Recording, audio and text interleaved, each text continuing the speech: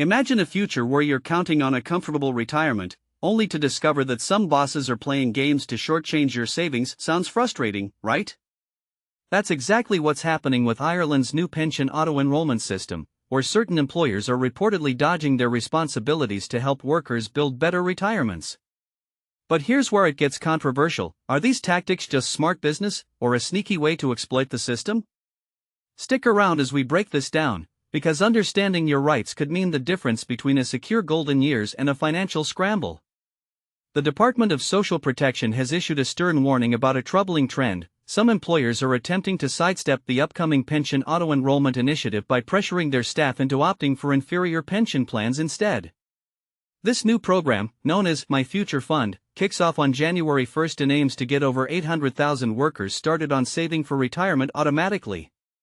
For beginners wondering what auto-enrollment means, think of it as a no-fuss way to have money set aside for your future without you having to do anything. It's like having a safety net built into your paycheck.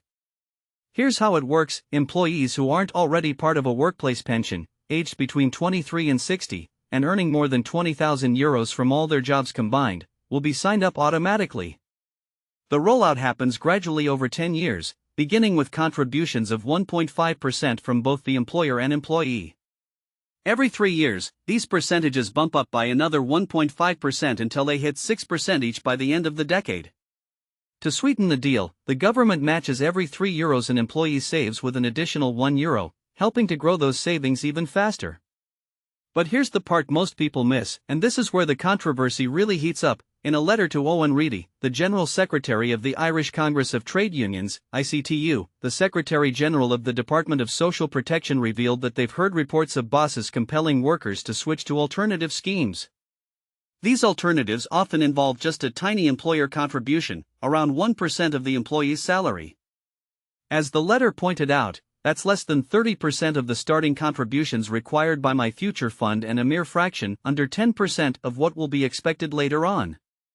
Basically, it's a token gesture that's unlikely to build any meaningful retirement income, potentially leaving workers vulnerable. Is this just a loophole in the system, or does it highlight deeper issues with employer accountability? It's a debate worth having. Mr. Reedy from ICTU applauded the government's moves to introduce additional rules through secondary legislation to safeguard the auto-enrollment program's integrity. These new guidelines will ensure that a meager employer contribution no longer meets the legal standards, shutting down this workaround for those trying to bend the spirit of the law, he explained.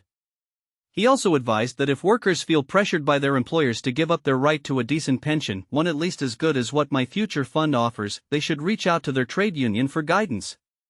This story was first brought to light by the Irish Independent, underscoring how vital awareness is in these situations. Shifting gears to the minister's perspective, Dara Callery, the Minister for Social Protection, is encouraging all employees to dive into the details of the government's pension scheme. He's noticed a handful of companies, though he stresses it's a very small number, telling staff they must join any pension plan, often pushing ones that let the company pay minimal contributions before the official scheme launches in January. But Callery clarifies that this isn't necessary. Workers without a payroll-based pension will be automatically enrolled in My Future Fund starting January 1, 2026. He urges anyone being offered an alternative to compare it directly to My Future Fund and question why a pension wasn't available before now. One of the standout features, he highlights, is portability. You can take this fund with you from job to job. It's not controlled by the company or the government, Callery emphasizes, it's yours as the employee. And the math adds up. For every €3 you contribute, it turns into €7, thanks to those state top-ups.